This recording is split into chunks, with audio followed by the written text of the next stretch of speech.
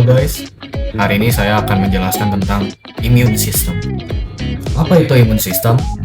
Sistem imun adalah sistem biologis yang melindungi tubuh dari patogen seperti bakteri, virus, jamur, dan parasit, serta sel-sel yang berubah menjadi abnormal, seperti kanker. Apa itu imunitas?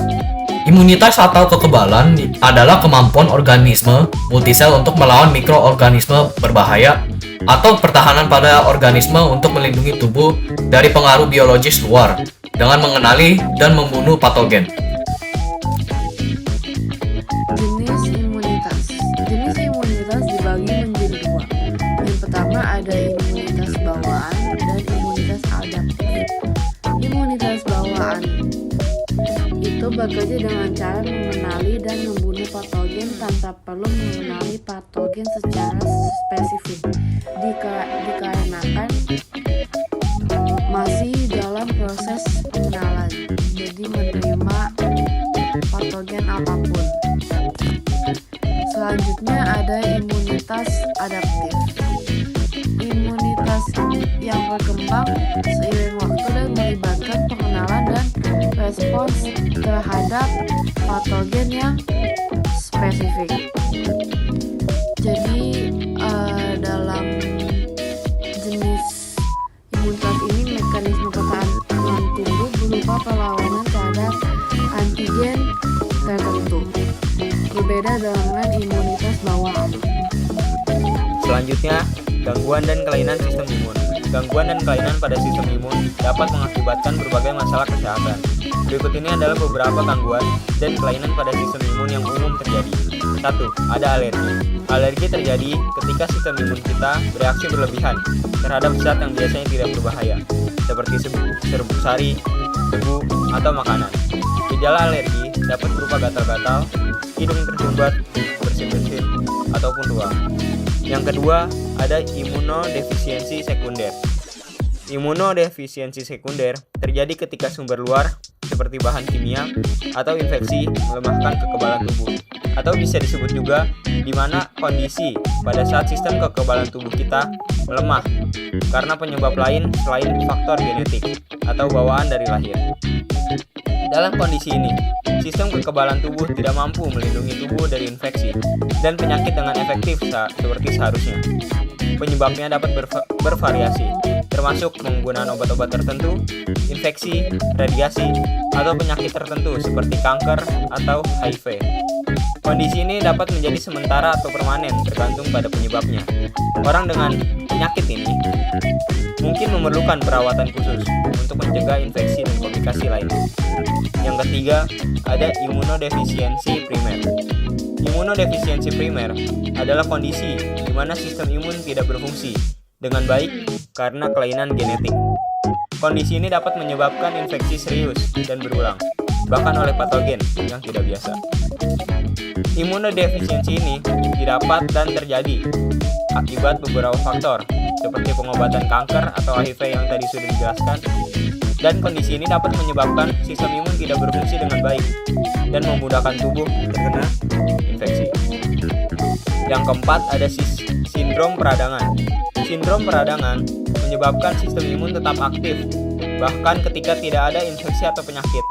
Kondisi ini dapat menyebabkan peradangan kronis pada organ dan jaringan tubuh, ya karena ini sistem imunnya tetap aktif, bahkan ketika tidak ada infeksi atau penyakit tadi. Yang kelima, ada autoimun. Pada kondisi autoimun, sistem imun menyerang sel-sel tubuh sendiri karena salah mengenali mereka sebagai benda asing. Contoh kondisi autoimun termasuk lupus, rheumatoid arthritis, dan multiple sclerosis. Komponen sistem imun. Berikut adalah beberapa komponen sistem imun yang terkenal. Pertama ada limfosit. Limfosit dikenal sebagai sel darah putih. Limfosit adalah sel yang membentuk komponen darah serta jenis sel yang paling terlibat dalam sistem kekebalan tubuh. Ada beberapa jenis sel darah putih, termasuk limfosit, monosit, dan granulosit. Masing-masing jenis sel tersebut memiliki peran yang berbeda dalam melindungi tubuh dari patogen. Yang kedua ada limfosit.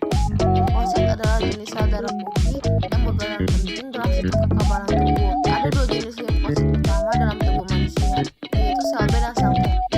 Sel B menghasilkan antibodi, sementara sel T membunuh sel-sel yang menginfeksi virus dan sel kanker. Yang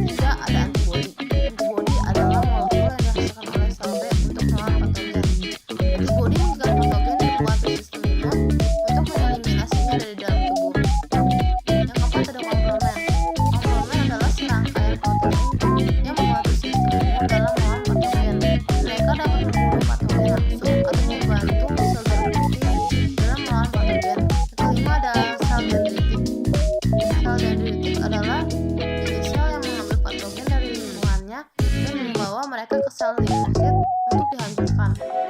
Yang keenam ada sel NK. Sel NK atau natural killer adalah jenis sel darah putih yang dapat membunuh sel yang terinfeksi virus atau sel kanker.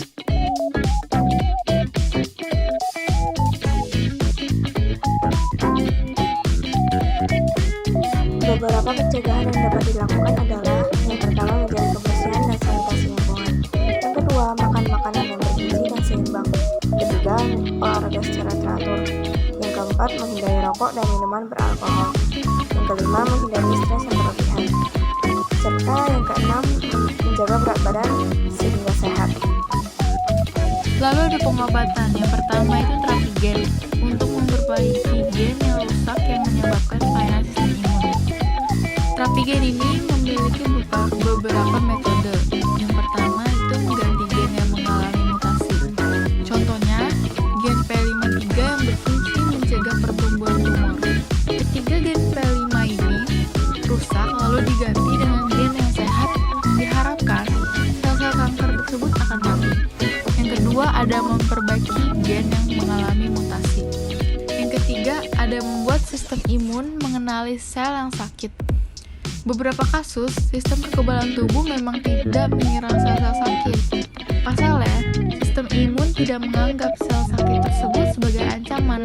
Dengan terapi gen ini dapat digunakan untuk melatih sistem imun agar mampu mengenali dan menyerang sel-sel tubuh yang sakit. Yang kedua ada terapi plasmaferesis. Itu untuk membantu mengurangi reaksi sistem imun yang berlebihan. Jadi terapi ini melibatkan pengambilan darah dan pemisahan sel darah putih dan komponen darah lainnya, kemudian mengembalikan kembali ke dalam tubuh tanpa sel darah putih. Lalu yang ketiga ada obat imunomodulasi. Obat-obatan ini dapat mengatur respon sistem imun sehingga dapat berfungsi dengan lebih baik. Contoh obat imunomodulasi antara lain kortikosteroid, imunoglobulin, dan interferon. Terima kasih atas perhatiannya. Mohon maaf jika ada salah kata. Sekali lagi, terima kasih.